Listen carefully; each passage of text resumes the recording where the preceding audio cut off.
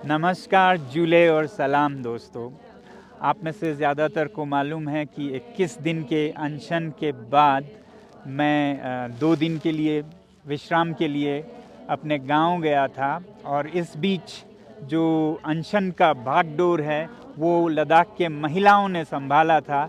यहाँ आप देख रहे हैं बहुत सारे महिलाएं मेरे साथ हैं। दिन में लगभग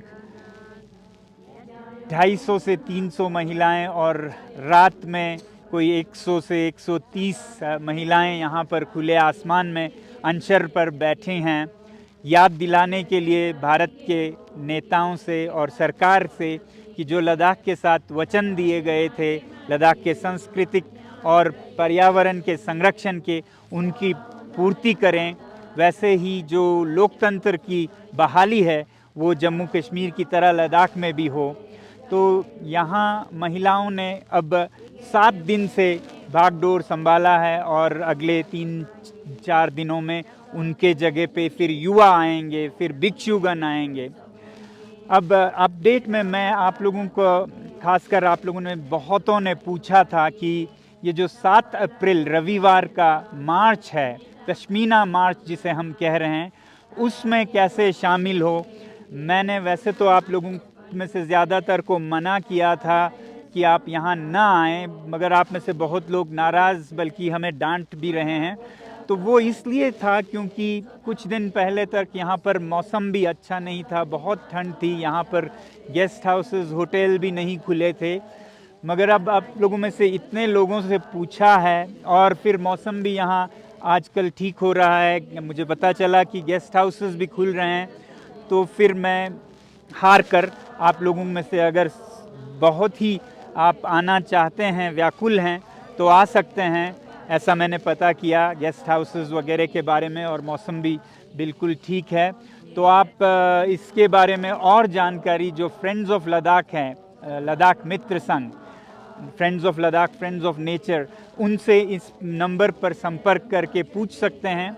मैं ये कहूँगा कि अगर आप आना चाहें तो 7 अप्रैल है तो फिर 5 अप्रैल को आएँ जितना हो सके, क्योंकि थोड़ा यहाँ के आबो हवा से एक्लाइमेटाइज जिसे कहते हैं, थोड़ा सांस आपकी सही बैठे, इसके लिए 2 दिन पहले आएँ या 6 को आएँ, उसके बाद ना आएँ, ये मेरी विनती होगी। और पूछ के संपर्क में रह के आएँ, बिना कुछ पता किए ना आएँ, क्योंकि इससे हमारे लिए और समस्याएं खड़ी हो सकती हैं। मैं चाहता था कि बहुत लोग बाहर से ना आएँ क्योंकि उतना हालत अच्छे नहीं थे, मगर अब अगर आप आना चाहें तो इस तरह से आ सकते हैं।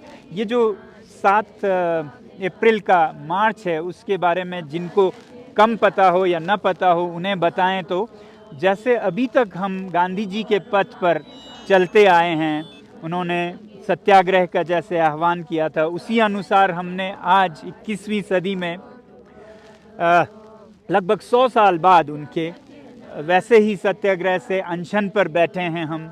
गांधी जी ने 21 दिन का सबसे लंबा अपने जीवन का अनशन किया, वैसे ही हमने 21 ही दिन का किया और ज़रूरत पड़े तो फिर करेंगे 21 या 28 दिन का भी। तो ये था। और जो ये 7 अप्रैल की बात है वो जैसे गांधी जी ने डांडी मार्च किया था नमक के कानून के बारे में लोगों को जागृत करने के लिए, हम ये पश्मीना मार्च कर रहे हैं जिसमें कि जो लद्दाख के चरवाहे हैं उनके चरागों को कैसे कुछ तो सरकार और भारतीय उद्योग बड़े बड़े परियोजनाओं के लिए उनके सबसे अच्छे चरागों को ले जा रहे हैं उनसे छीन कर, उस बारे में जागरूकता फैलाने के लिए है। और कुछ उनके बहुत बड़े चरागे चीनी अतिक्रमण में खोया जा रहा है, जिसका कि कोई मान भी नहीं रहा है कि उनके चरागे गए या नहीं, क्योंकि कहा यह जा रहा है कि कुछ भी नहीं गया है।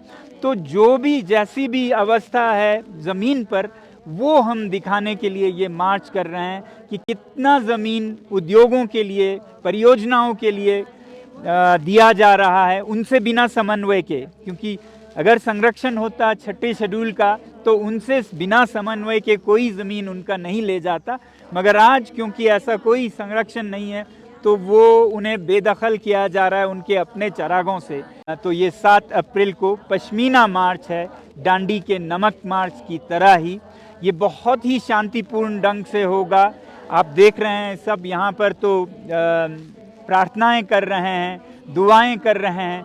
ऐसे ही प्रार्थनाएं दुआएं करते हुए यहाँ के महिलाएं, यहाँ के पुरुष, यहाँ के बच्चे बड़े सब चांगथंग में पश्मीना मार्च पे जाएंगे। बहुत ही शांतिपूर्ण होगा और आग्रह करेंगे कि इस तरह हमारे चरवाहों के ज़मीनें ना खोए जाएं, चाहे वो भारतीय उद्योगों को हो या चीनी सेना को हो। हमें पूरी उम्मीद है कि इस सच्चाई को और मजबूती से लोगों के सामने लाने के लिए आप सबका भी समर्थन होगा, पूरे भारत से समर्थन होगा। और इसी उम्मीद के साथ लद्दाख के 5 से 10 हज़ार लोग उस सीमा की तरफ बढ़ेंगे 7 अप्रैल को।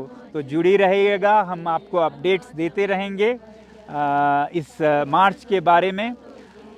बाकी आज के लिए इतना ही। बहुत बहुत धन्यवाद और जय हिंद।